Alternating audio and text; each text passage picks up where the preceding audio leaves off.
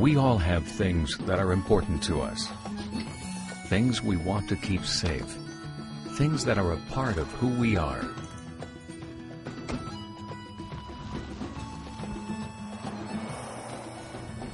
And when something threatens these things,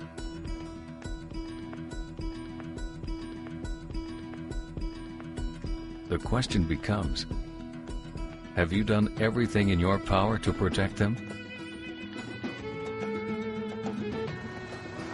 At Draw-Tite, we ask ourselves that question every day.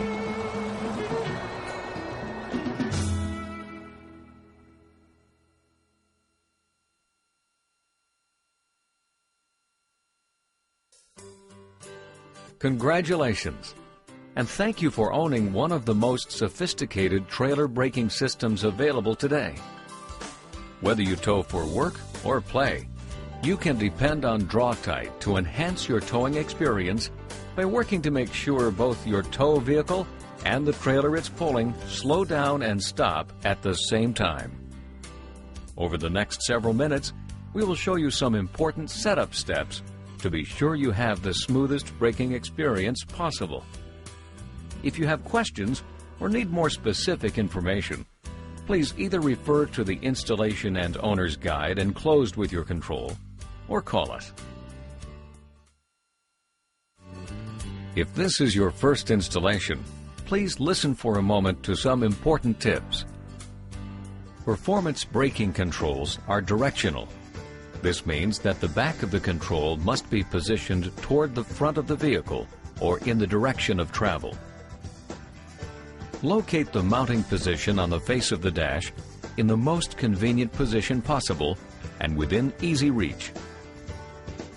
Many brake controls have a primary operating range, nose up or nose down. Refer to your installation instructions for the range that applies to your control. Most newer vehicles have a brake control vehicle plug-in point located in the primary electrical harness under the dash.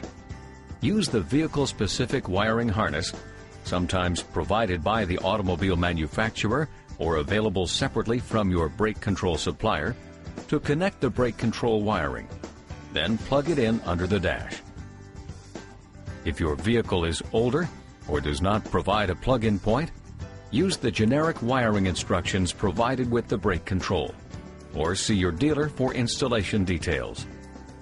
If you have questions, please refer to the owner's guide or give us a call.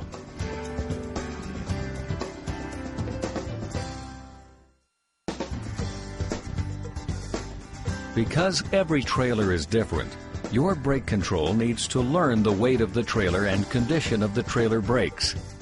This is required to determine the optimum power necessary during an emergency stop without trailer wheel lockup. Once you've connected the wire harness and mounted your brake control, connect the trailer to the tow vehicle, which will be indicated by a .C on the display. Squeeze the manual override control and set the power to 6.0. Then, tow the trailer to a dry, level surface. Take the vehicle up to 25 miles per hour and reactivate the manual override.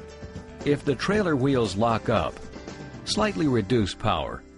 If the wheels turn freely, increase power to a point just before wheel lockup. It's that easy. For information to fine-tune your system for optimal performance, check your owner's guide for details.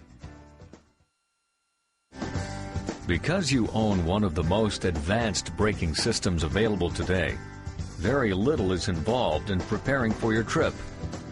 The reason is because your brake control establishes its position, then adjusts itself for optimum performance on varying terrain more than 500 times per second.